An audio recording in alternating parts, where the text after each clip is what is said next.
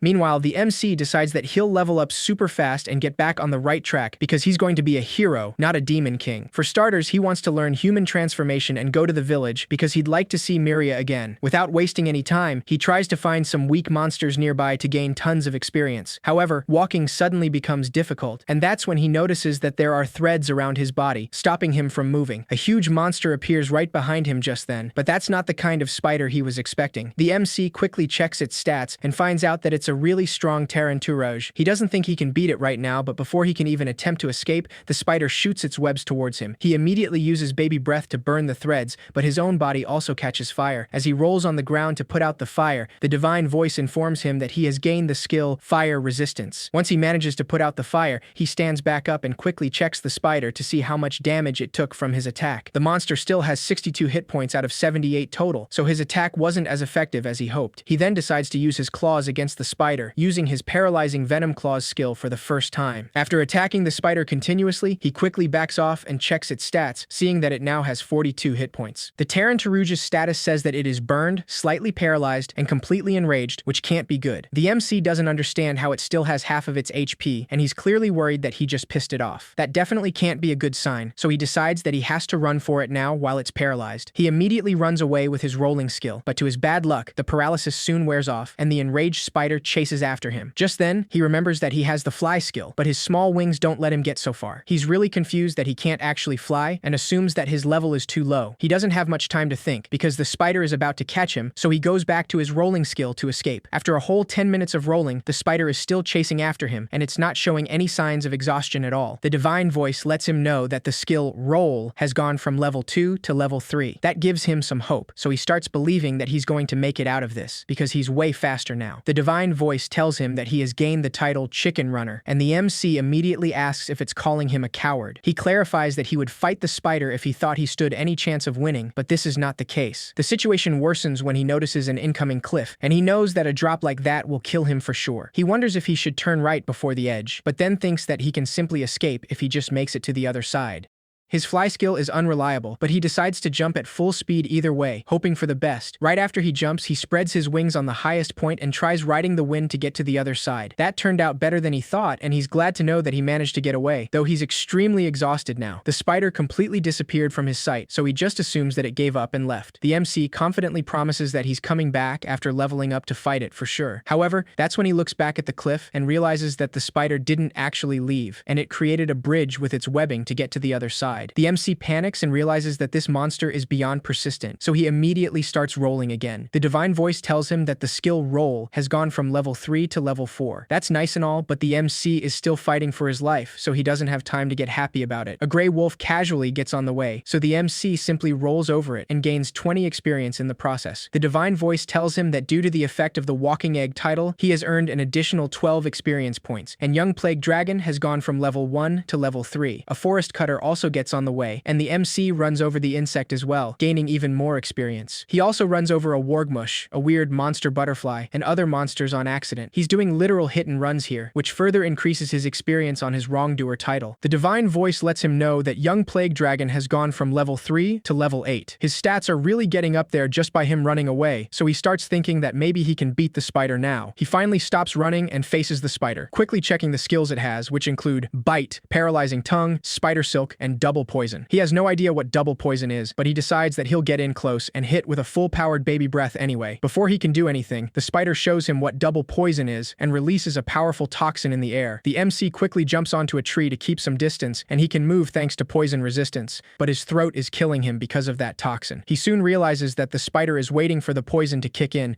because it doesn't know that he's poison resistant. That gives him a great idea, so he decides to cough and fall off the tree, pretending that he's dying. The spider soon falls into his trap and jumps to attack him right away. Even though his throat still hurts, the MC doesn't hesitate and uses baby breath against the spider, knowing that it can't avoid it when it's airborne. He finishes the spider with a strong blow with his tail, and the divine voice informs him that he has gone from level 8 to level 14. The MC feels satisfied because beating that tough monster made his level really shoot up. The divine voice informs him that the skill baby breath has gone from level 2 to level 3, and he has acquired the skill Dragon Tail. He excitedly waits for the divine voice to mention the skill that lets him be a human, but once again, it simply stops responding. That makes him feel hopeless again, wondering if there is something he needs to do first to learn human transformation. It was a really exhausting day, so he just decides to eat something and rest up somewhere. Fortunately, he finds a nice-looking cave, and since it's apparently empty, he quickly gets in the cave and makes a fire to cook something for dinner. He's happy to have grilled meat for dinner, but it smells kind of gamey, unfortunately. Just then, he remembers that he found some fruits earlier, and they have a pretty good smell, almost like pepper. When he puts the juice on the meat, it gets rid of the gaminess, and the slightly spicy aroma and flavor makes it so good that he wants to eat even more. Thanks to that, he manages to enjoy his meal, and he decides that he'll make this cave his base, and he'll start gathering that red fruit. It's a little too wet and sticky to use as seasoning though, so he'll try drying it outside, because that might also help with preserving it. The divine voice informs him that he has gained the title Mr. Chef, though he starts feeling like his private life is getting broadcasted, and asks the divine voice to stop acting like a commentator. After stuffing himself with food, the MC wonders if he can get popular with the villagers with his home cooking. He quickly discards the idea, because no matter what feasts he prepares, looking like an evil dragon will scare them off for sure. He was a little cute as a baby dragon, but with the intimidating appearance he has now, he bets even Miria wouldn't recognize him. The MC blames himself, saying that this is what he gets for thirsting after that human transformation skill, and now he's totally stuck in the enemy of mankind storyline. While he regrets his decision once again, Miria finds out that Bertz, one of the villagers, saw Dawes at a pond right outside the village. He didn't notice him, and just kept walking deeper into the forest until he disappeared, though. Gregory notices Miria's concern, so he reminds her that what happened to Dawes and Grants isn't her fault. Miria assures him that she's fine, and quickly runs to inform Marielle about this, wanting to search for Dawes. Marielle immediately refuses, saying that she absolutely can't go into the forest, and they can't afford to risk her life or that of anyone else in the village. Miria tries to insist, but she gives up after hearing Marielle's harsh reprimands. Seeing her sad expression, Marielle tries to comfort her and asks her not to worry because she'll ask the guild to investigate and adventurers should come to help in due time. Miria apologizes for being so unreasonable and decides not to argue any further. The next day, the MC feels completely recovered after a good night of rest, but he finds a strange moving puddle near the river. When he tries to check its stats, his head suddenly starts hurting, and the divine voice tells him that the view stats skill can't provide such specific information at level 3. The MC doesn't understand what's going on because even his eyes are burning. The divine voice lets him know that the view stats skill has gone from level 3 to level 4. Thanks to that, he finally manages to open his eyes, but everything is too blurry and he still has no idea what this monster is. The MC runs away as soon as he has the opportunity, avoiding the attack from that weird slime. He still doesn't know what that thing is, but it's definitely something he shouldn't get close to. Its stats weren't anything special though, but he decides to just leave it be and search in a different direction today. After walking through the forest for a while, he runs into what seems to be a nice-looking pot and thinks that it would probably be handy to put fruits and stuff in. However, as soon as he tries picking it up, the pot suddenly flies into the sky and hits him in the face. The MC quickly checks its stats, realizing that it's not just a pot, but a rank D monster called Potortoise. He doesn't know if a Potortoise is a tortoise or a pot, but he doesn't waste any time and uses Dragon Punch against it. Unfortunately, that attack did nothing to the monster, and it simply brought its HP from 28 to 27. That's why he decides to give it all he's got, attacking the monster from all directions, and even using the strength from his tail. Despite all his efforts, the Potortoise's HP only goes from 27 back to 28 since it used the rest skill. The MC desperately holds on to the monster, but he can't possibly break its shell, no matter how hard he tries. That's why he decides to try something different, assuming that this monster is like a non-aquatic type of tortoise. Without hesitation, he throws the Potortoise off a cliff, making it screech as it falls into the river. The divine voice lets him know that he has gained 36 experience points, and due to the effect of the Walking Egg title, he has earned additional experience points. He also has gone from level 14 to 15 with that, which makes him feel proud. However, the divine voice also informs him that he has received the title Dastardly King, and Wrongdoer has gone from level 2 to level 3. The MC just then realizes that he might have done something slightly evil by throwing that creature off a cliff, but he doesn't have much time to think about it since a group of Potortoise suddenly surrounds him. He quickly understands that the loud screech he heard was actually the normal skill Call Allies. The monsters are clearly unhappy with him, and they all gather to create a tall tower of Potortoise. This is not intimidating at all, so the MC simply jumps very high and crushes them all in one go. The divine voice informs him that he has gained the skill Meteorite, and he has gained 594 experience points. Due to the effect of the Walking Egg title, he has earned additional experience points, and he has gone from level 15 to level 30. The skill Fly has also gone from level 1 to level 2, and the View Stats skill has gone from level 4 to level 5. The MC is pretty satisfied with these results, realizing that beating a group of them is actually really efficient. Unfortunately, their shells are always going to break when he beat them, so he can't have the usable pot he wanted.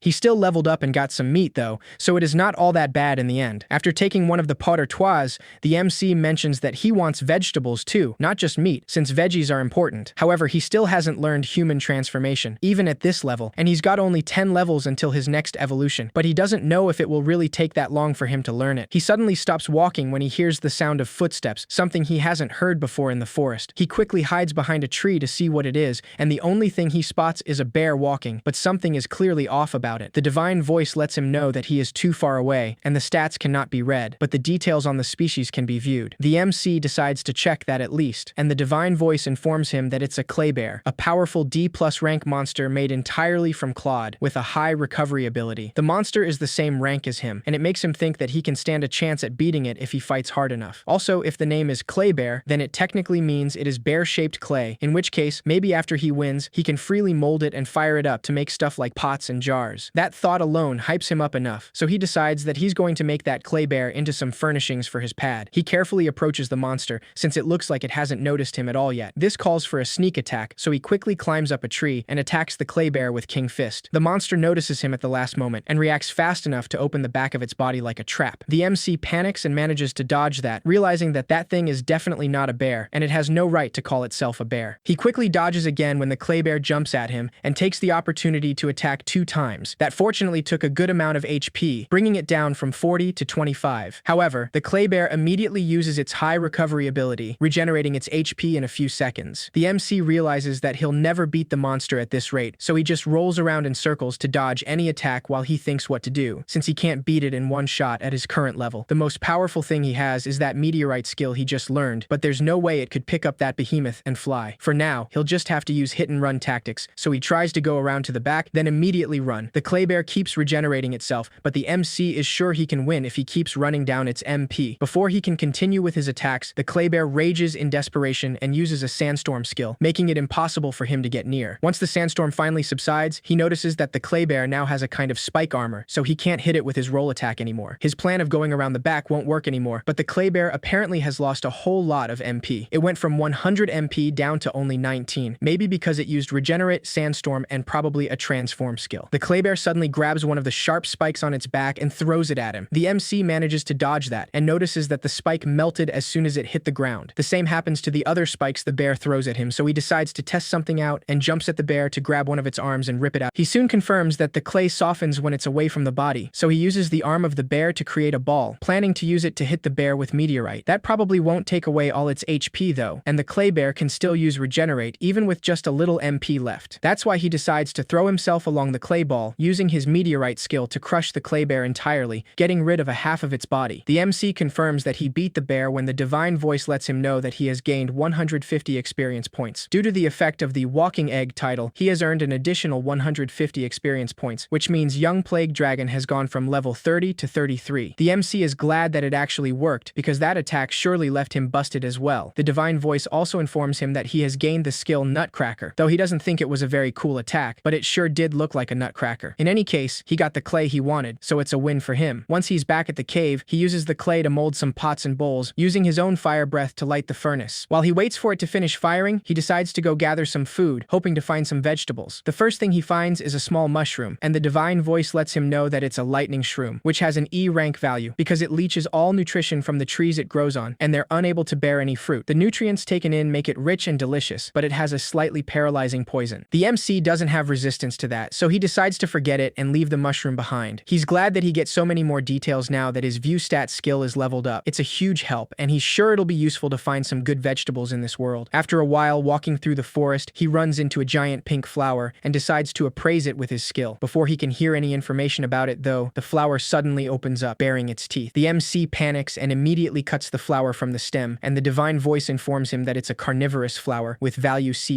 It's a rare plant that eats animals, but it can't digest salt, so the salt is accumulated in the white part of the root. Even though it's a little disturbing, the MC approaches the root of the carnivorous plant since there's salt stocked up in there. Salt is crucial for cooking, so he decides to take some with him for his next meals. In the meantime, Miria leaves the village in secret and walks into the forest, despite Marielle's words. Marielle already told her that she would ask the guild to investigate, so adventurers should come to help in due time. However, if there's a change that Dawes is still alive even after what happened, she can't afford to wait any longer. She's not sure if what Bert said is true, but she still feels guilty about what happened, so there's no way she can just stay in the village and do nothing. After all, none of this would have happened if she— That's why if one of them is alive, she has to find him for sure, even if it goes against Marielle's orders. While she's walking through the forest, a dark worm suddenly jumps at her, taking her by surprise. Miria quickly reacts and casts a fireball to defend herself, defeating the monster with one blow. She clearly wasn't expecting that, but she tries to convince herself that she'll be fine if she keeps calm. Meanwhile, the MC finds a giant mushroom, and the divine voice informs him that it's actually a monster shroom, which has a D rank value. It can walk after reaching maturity and becomes a monster that attacks people, and it tastes similar to meat, so it's considered a delicacy. The MC is glad that he found another good one, and it seems like it'd make a flavorful broth when simmered. He finds another weird mushroom right after that, which makes him feel lucky, and the divine voice lets him know that it's called Moro Trogia, with an A rank value. The MC is surprised that its value is so high, and the divine voice explains that it can revive a nation with a failing economy if successfully cultivated. That definitely sounds good, but the divine voice also mentions that it is hallucinogenic and causes an intense euphoria. 500 years ago, it was discovered that it could be crushed and mixed with stimulant drugs, which created a substantial number of addicts. The MC immediately interrupts the divine voice, not even letting it finish before he burns the mushrooms to ashes, saying that he's never touching that one. The divine voice then informs him that the title Itty Bitty Hero has gone from level 1 to level 2. Miria continues wandering around the forest, trying to avoid battle at all costs and hiding from most monsters. The MC finds a value B+ fruit called Piperus, and the divine voice explains that it it has a unique aroma that works up an appetite and was at one time considered the most popular spice. Demand for the spice was high among the nobility, to the point where it had the same value of its weight in gold. The MC is surprised that this fruit was that valuable, so he decides to gather some to try. Meanwhile, Miria finds herself pretty deep in the forest already, and she starts hesitating, thinking that it might be too dangerous to go any further. She can see wild eyes in the top of the trees, which gives her a strong feeling of uneasiness. However, she refuses to give up so soon, and decides to take another look around the outskirts of the village and then go home. The MC enjoys his big haul of fruits in the meantime, and he soon also finds a light mushroom which really lives up to its name. He takes the light mushroom to the cave to light the place a little, and decides to check on the pottery he made. Fortunately, it worked perfectly, so now he can use his new pot to cook something. After lighting a fire, he cuts all the ingredients he found and throws them into the pot with some water and salt. He patiently waits for the food to be ready, and when it finally is, he decides to try some. The taste is as tasty as he expected, and the salt he got from the root of that carnivorous plant is really a game changer. Wasting no time, he grabs a pair of wooden chopsticks and feasts on the food he prepared, enjoying the saltiness and the umami of the meat mixing perfectly with the broth. Right after he finishes his plate of food, he feels like he has reclaimed a life he had forgotten. The divine voice lets him know that the title Mr. Cook has gone from level 1 to level 2. Despite how good the food was, the MC noticed that the bowl he made is a bit hard to drink from, and there was some spillage while he was eating as well. That's why he knows that he has to try making a new one that works better next time. He also decides that he'll make a spoon as well, and after that, he will cover the wall with bricks. He's just thinking about it for now, but the divine voice lets him know that he has gained the title Ceramic Artisan. The next day, in the outskirts of the forest, we see a carriage transporting some adventurers. The driver lets them know that they've finally come to the forest, so an adventurer girl wakes up her comrade, saying that they have arrived. Once they get out of the carriage, the adventurer girl says that this is definitely the place the guild wants them to investigate, Noah's Forest. The MC has no idea of what's going on, and he returns to the cave after hunting some gray wolves, saying that he's home. After a moment of silence that drags for a little too long, he realizes that no one's going to answer him, which makes him feel a little lonely. He decides not to think about that too much, and leaves it aside to say that he'll butcher the meat and strip the pelts from these wolves. He apparently already made some new pottery earlier, so he focuses on working on the gray wolves as fast as he can. Without wasting any time, he works diligently and decides that he will put the pelts out to dry later. Before that, he cuts some meat and seasons it with some ingredients he has in a bowl, leaving it there to marinate while he does other things. The MC starts feeling like he is getting pretty used to this world already, so everything is pretty peaceful. However, his calm demeanor disappears in an instant when he goes out of the cave to check the pelts he left out drying and sees some monkeys eating them. The monkeys run away as soon as they see him, and the MC knows that he has to do something,